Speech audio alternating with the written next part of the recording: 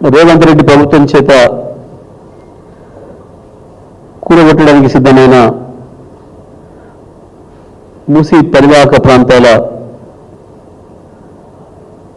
ఇళ్లకు సంబంధించిన ప్రజల్ని కలవడానికి, వాళ్ళ గోడు వినడానికి, వాళ్ళకి ధైర్యం చెప్పడానికి వెళ్ళిన బీఆర్ఎస్ పార్టీ కార్యనిర్వాహక అధ్యక్షులు కేటీఆర్ గారి పైన కాంగ్రెస్ పార్టీ గుండాలు దాడి చేయడం నేను తీవ్రంగా ఖండిస్తా ఉన్నా.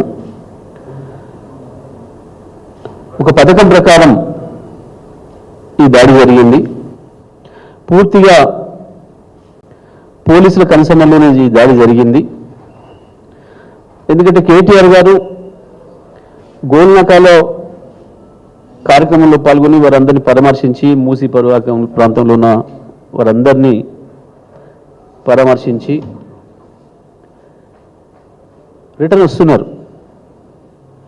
వాస్తవానికి వారు ఏ దారిలో వచ్చే సంగతి ముందుగా మాకు ఎవరు కూడా తెలియదు. వారు కూడా అనుకొని ఇట్లనే పోదామని అనుకొని రాలే. అక్కడ కార్యక్రమం అయిపోయింది. అక్కడి నుంచి మా ముషీరాబాద్ ఎమ్మెల్యే గారి ఇంటికి పోవాలి కాబట్టి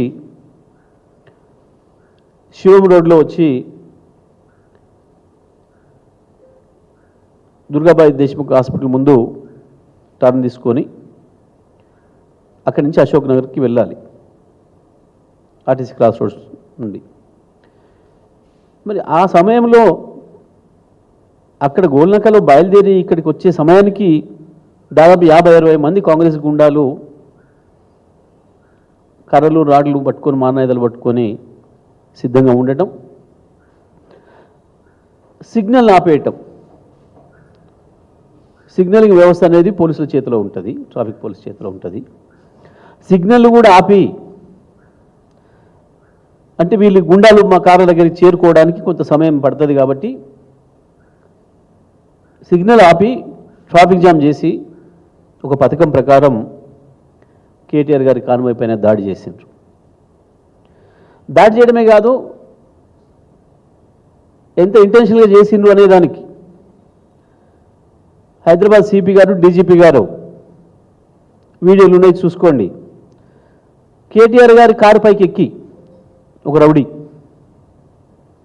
ఏ రకంగా విధ్వంసం చేయడానికి, అద్దాలు పలగొట్టడానికి ప్రయత్నం చేసిండో, దాడి చేయడానికి ప్రయత్నం చేసిండో కేటీఆర్ గారి పైన స్పష్టంగా కనబడుతుంది.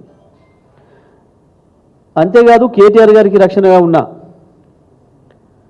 బీఆర్ఎస్ పార్టీ కార్యకర్తల పైన విచక్షణారహితంగా దాడి చేసిండ్రు. 2-3కి తీవ్రమైన గాయాలు తగిలినాయి.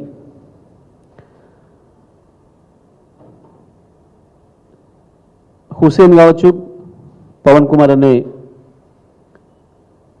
పిల్లలిద్దరు కూడా భుజాల గాయాలైన తీవ్రమైన ఇబ్బందులు ఉన్నారు, హాస్పిటల్ వదులున్నారు.